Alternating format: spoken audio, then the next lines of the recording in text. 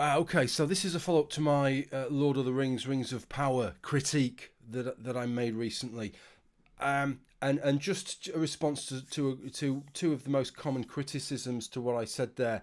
And the reason this is something I want to do maybe a bit more often, which is if I keep getting the same responses, to just give my response to those responses in a video. I think that's quite a useful thing to do generally. I think the two common criticisms of what I had to say both concerned Galadriel. And one of them was effectively that sort of, well, she was pretty much just Legolas in the Lord of the Rings films, the way that Orlando Bloom had portrayed Legolas, that really it was just the same thing. And the second was that really, if it'd been a male character doing the same thing, nobody would have had a problem, or much less of a problem. So I just want to, I don't really agree with either of those, and I want to tell you why I don't agree with that. Okay, so I will put a few images up just to sort of compare and contrast here. So first, with regard to Legolas, if you think back to Lord of the Rings, and just let me say that of all the things that happen in the Lord of the Rings films, the way things are portrayed, probably the things that made me cringe the most were Legolas. Some of the absurd things he did when they're sort of running from those wargs, and in the second film, and he sort of swings round the underside of that horse. It looks thoroughly unconvincing, and it only gets worse, doesn't it? Sort of shield surfing at Helm's Deep, and then bringing down that giant Oliphant thing. I mean, that's ridiculous. And then in the Hobbit films, it got even worse. I found them some of the most over-the-top moments.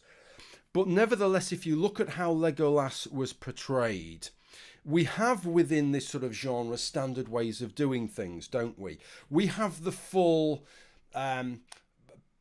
plate armoured warrior character with the heavy sword. That's the kind of tanky warrior type. And then we have the light character, which is associated with different things, associated with leather armour rather than chainmail and plate armour. It's a lighter armour, it's more flexible, you can be a little bit more agile and dexterous in that.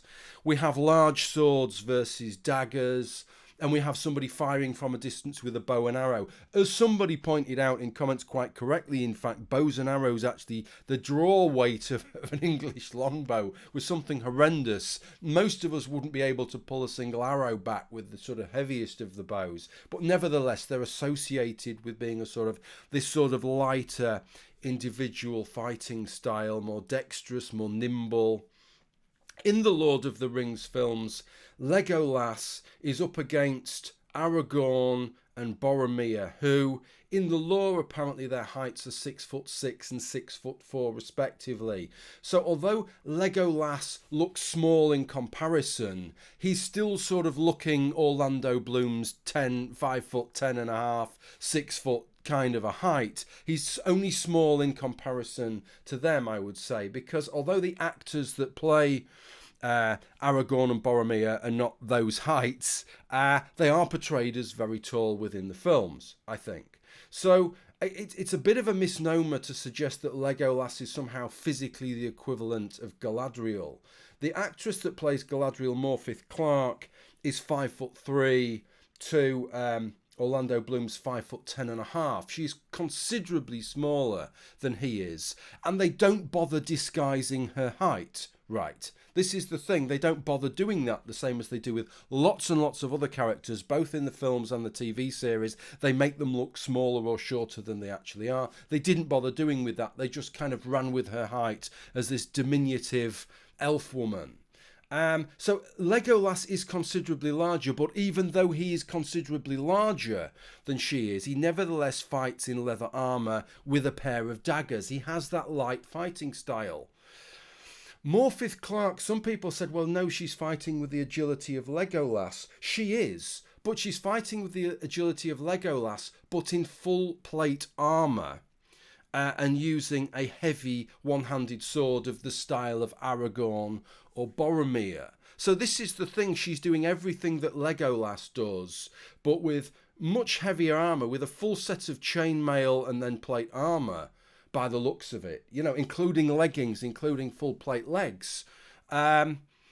and with a heavy sword. So it's like she's the equivalent of both. She's sort of Aragorn plus Legolas, but 5'3" and about, I don't know, 110 to 115 pounds, I would say. That's the difference there. And that's the problem. Galadriel is supposed to be something like 6'4", right? That's how it's written. So that is what your expectation would be. If they had an actress that was 6'4", or had a taller actress who was 5'10", 5'11", and then used the camera angles as they do with Cate Blanchett to make her look considerably taller, then it wouldn't be so much of an issue. But they don't. They play her.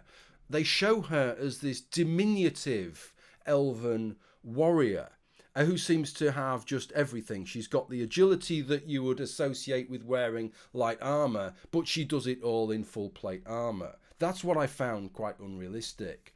And that brings us on to the second complaint that people had, that, well, if it was a male elf doing it, right, I don't think there would have been the same complaints. I'm not sure that there would have been. I agree with that.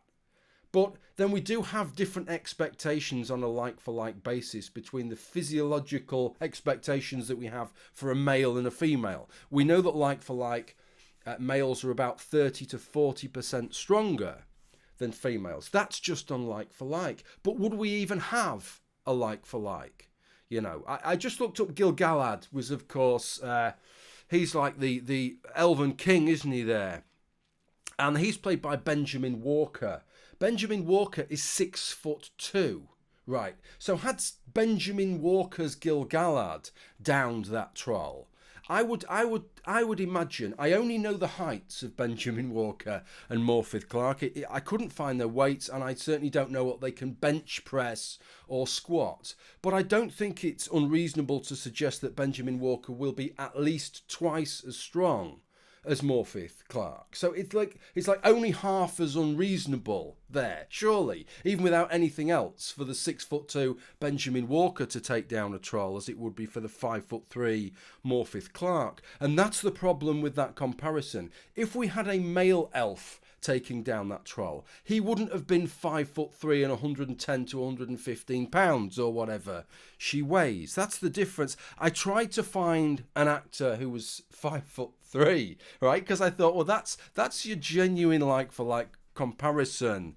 And so the one that I found was Joe Pesci, right? So I don't know. I mean, I'm not on the grounds of Joe Pesci's accent or his acting style, but I actually do think if Joe Pesci had been chosen to play a male full-plate warrior wearing elf hero in Lord of the Rings, Rings of Power, and he had single-handedly took down a cave troll when his, whatever it was, 10 compatriots had singly failed to make even a single impression, yeah, I do think people would have mocked the show for that. I think they'd have mocked it. They would have said, that's just absurd. That's just so unrealistic. How's this 5'3" tiny little guy making that huge impression on this cave troll when all these larger elves have failed? That's what I think people would say. Yeah. So I think that's an unfair question when people say, well, if it was a male elf, people would have had less of an issue. Yeah, because he wouldn't have been 5'3" and 8 stone, right? That's the difference. And that's the difference there. And that's the difference with Legolas. Legolas is considerably larger, portrayed in Lord of the Rings, than Galadriel is in Rings of Power. And yet he fights in leather and he has these little daggers. He doesn't wield the big heavy sword, even though is considerably bigger. That's the issue. You've got just totally the wrong actress to play the kind of person that you were trying to play. You know, you're trying to play someone who is described by Tolkien as 6'4", a very, very large elf woman, portrayed by one of the most diminutive actresses that they could find, I think. That's the issue. So that's how I would clarify my position on that. Okay, thanks for watching. Bye for now.